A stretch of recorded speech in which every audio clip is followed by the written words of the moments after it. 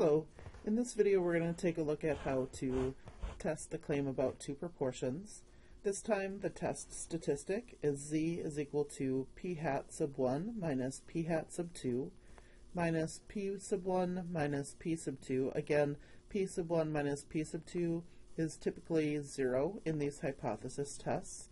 And then we divide that by the square root of p bar q bar over n1 plus p bar q bar over n2. And p bar is equal to x1 plus x2 over n1 plus n2. So this is the pooled sample proportion. And then q bar is just 1 minus p bar. Again, p hat sub 1 is just x1 divided by n1, and p hat sub 2 is x2 divided by n2. These are the sample proportions.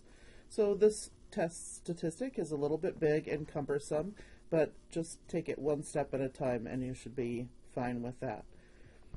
The process, again, for doing a hypothesis test doesn't change. We'll need a statement of our null and our alternative hypothesis.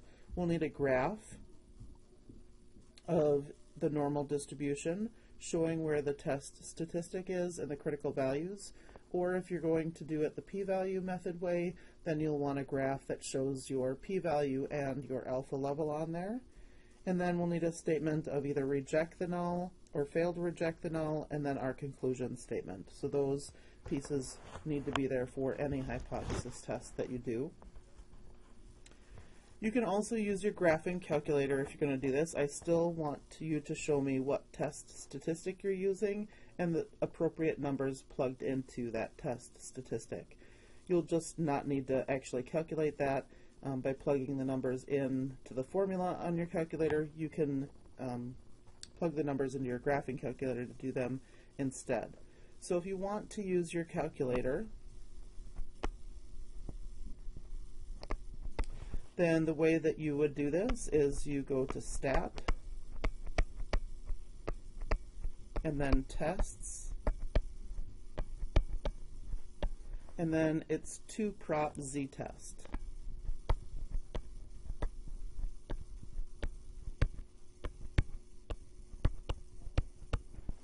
Is what you'll want, and the information that you will have to provide is x sub 1, n sub 1, x sub 2, n sub 2, and then you'll need to select what your alternative hypothesis is, either not equal to, greater than, or less than.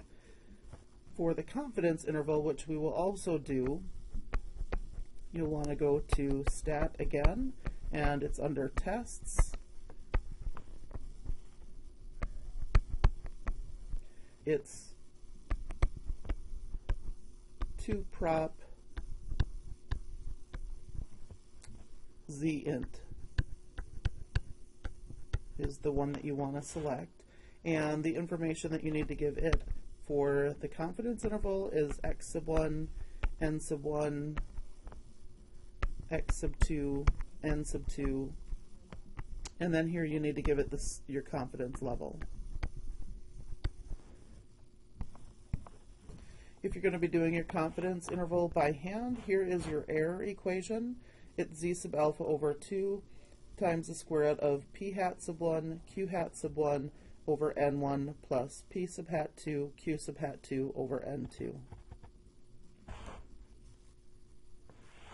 Here's our first example. We have two sample proportions of cars with rear license plates only. P hat for Connecticut is 239 divided by 2049, and that's equal to 0.117. And for New York, P hat is equal to 9 divided by 550, which is equal to 0.016. So x sub 1 is 239, and n sub 1 is 2049, and x sub 2 is 9, and n sub 2 is 550. We want to use a 0.05 significance level to test the claim that Connecticut and New York have the same proportion of cars with rear license plates only. So we need to write out our null hypothesis and our alternative hypothesis. So first, write down what the claim is. The claim is that the two proportions are equal to each other.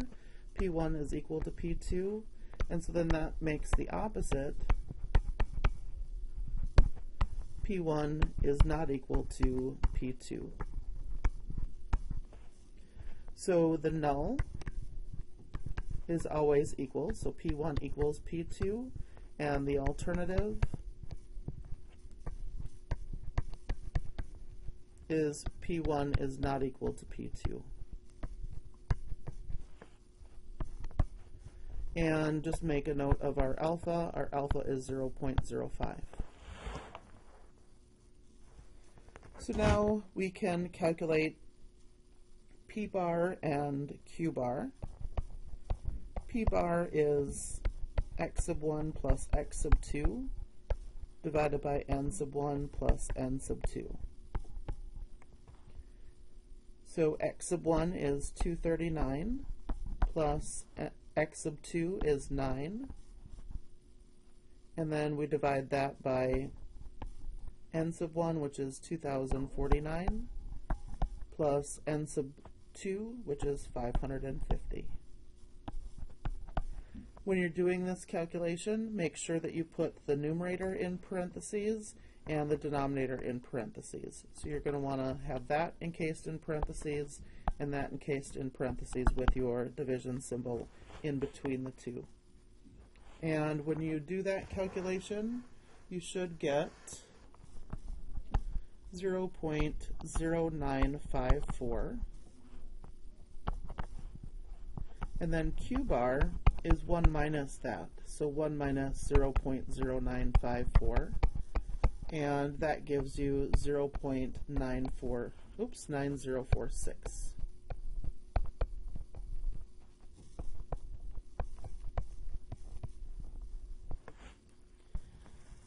Now that we have P bar and Q bar, we can calculate our test statistic. So the test statistic is z equals p hat sub 1 minus p hat sub 2 minus p1 minus p2. Again, this part is 0. And then we're dividing that by the square root of p bar q bar over n1 plus p bar q bar over n2. In our numerator, we'll have 0.117 minus 0.016 divided by the square root of 0.0954 times 0.9046 divided by 2049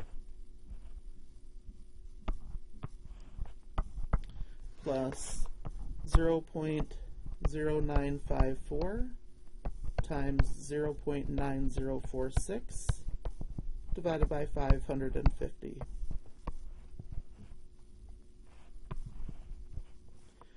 When you plug this into your calculator, you should get 7.16. Be careful when you're doing this calculation.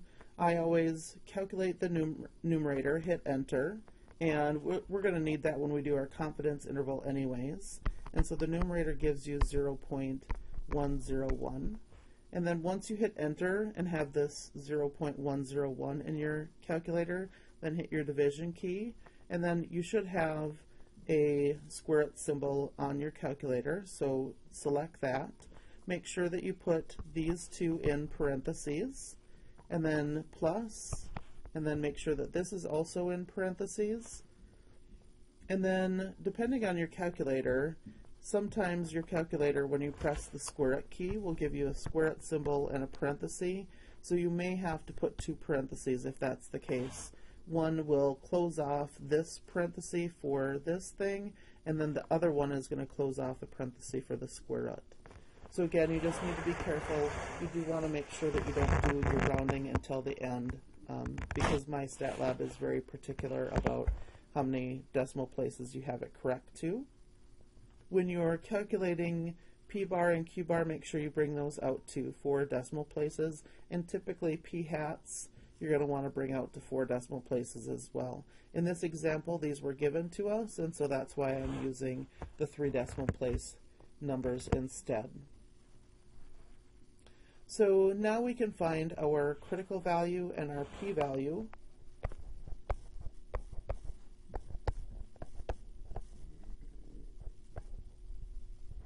So you only have to find one of these. You don't have to find both of them. So this is a two-sided hypothesis test because our alternative is not equal to, so we'll need both the positive and the negative of our critical value. And this is a z statistic, so we need to open up our normal table. So here is the normal table. We have a two-tailed test, and alpha is 0.05. Now that 0.05 needs to get split between our two tails, and so we have an area of 0.025 in each of the tails. So we need to find 0.025 in the body of our table. So here is 0.025 in our table, and so we can go over to the left, it's 1.9, and then up at the top, it's 0.6. So 1.96 is our critical value. And again, this is a two-tailed test, so we want both the positive and the negative of that number. The p-value you would get from your calculator, and the p-value that you get if you do this on your calculator is 1.19 e negative 12. So basically that's 0.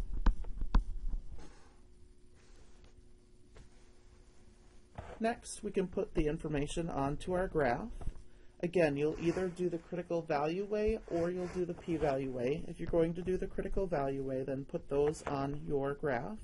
So that's negative 1.96 and positive 1.96. And then you put your test statistic on there, and our test statistic is z equals 7.16. And we can see that that is off in the tail, and so that tells me that I'm going to reject my null hypothesis.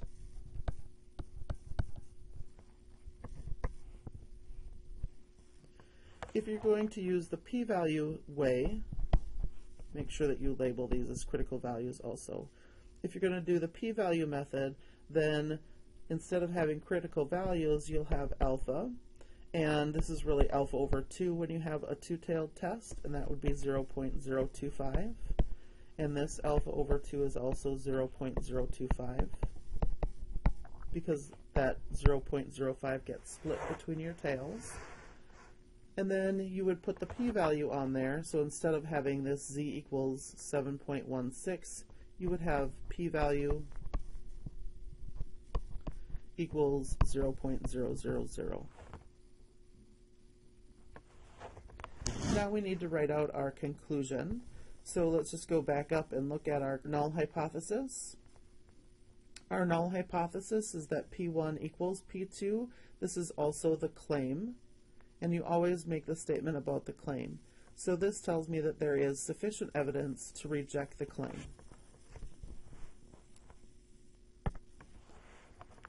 So here is our conclusion. There is sufficient evidence to reject the claim that Connecticut and New York have the same proportion of cars with rear license plates. Next, we want to find our confidence interval.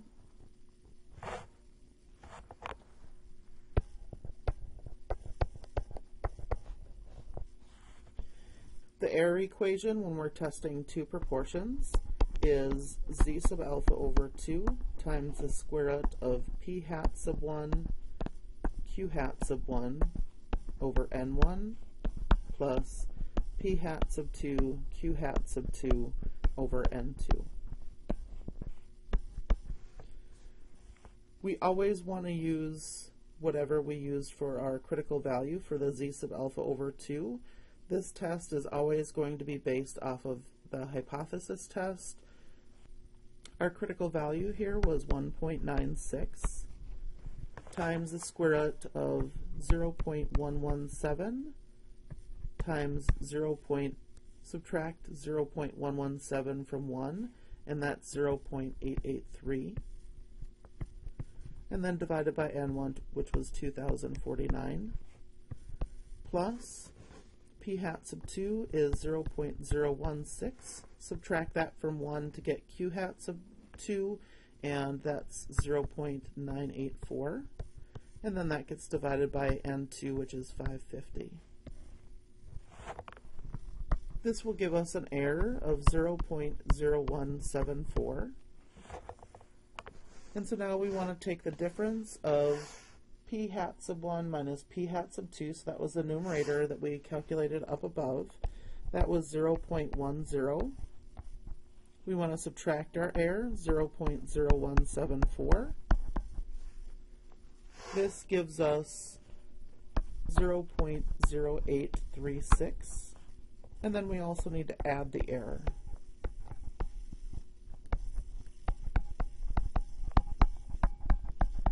And that gives us 0.1184.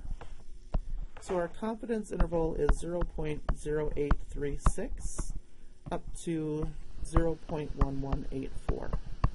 If you do this on your calculator, you'll get 0.0828 up to 0.1176. So it is slightly different on your calculator. Now we want to say what this confidence interval means.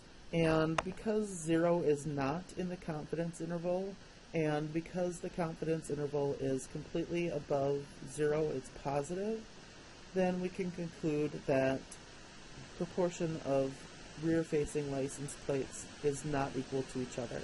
If it's possible that they're equal, then 0 would be included in this interval.